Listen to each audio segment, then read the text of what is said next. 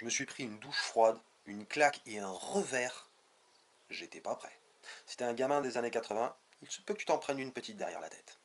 Laisse-moi te poser un peu de contexte. Depuis tout petit, j'adore récupérer des trucs cassés. Des trucs où, normalement, c'est censé dire non, c'est une mauvaise idée. Généralement, c'est à ce moment-là que mon cerveau répond excellent, on y va. Et depuis quelques années, je me suis mis au bus. Un ami probablement aussi atteint que moi m'a envoyé une annonce Facebook. 4 bus à donner du côté de Porto Vecchio. Et pas n'importe quel bus, des Cetra.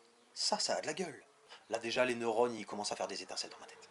Je gratte un peu le sujet, j'appelle le propriétaire. Et là, en fait, il n'y en a pas 4, il y en a 7. Ça y est, on m'a perdu, mon imaginaire, il est dans la stratosphère. J'ai pas de thunes, j'ai pas de terrain, j'ai pas le temps. Bref, un projet parfaitement raisonnable. Du coup, je prends une journée pour descendre les voir. La douche froide. Les bus viennent juste d'être sortis du dépôt. Et franchement, si un travailleur du nom de Jean-Michel Bourrin, sous vodka, avec une pelle mécanique, à 3 heures du matin, avait fait le taf, je pense que les bus seraient ressortis en un meilleur état. De la carrosserie éventrée, pneus crevés, jantes massacrées, vitres pétées, bus posés l'un contre l'autre. À un moment donné, je mets ma tête sous le pare-choc arrière et j'aperçois au calme le vilebrequin du V8 Mercedes qui me sourit. Tout va bien.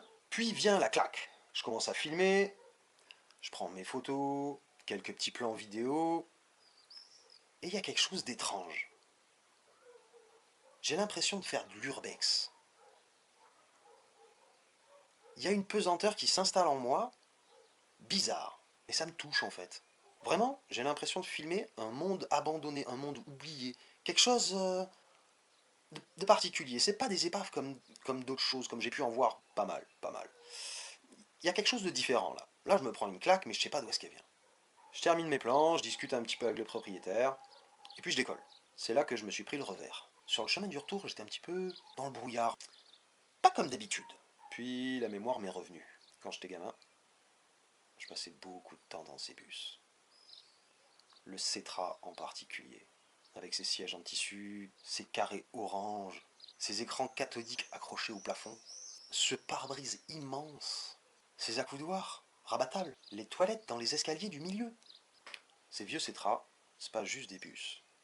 C'est une partie de notre histoire. C'est une partie de notre enfance. Je sais qu'il y a quelqu'un qui essaye de récupérer le Cetra gris et orange. Et franchement, si je peux lui filer un coup de main, moi ça me ferait plaisir.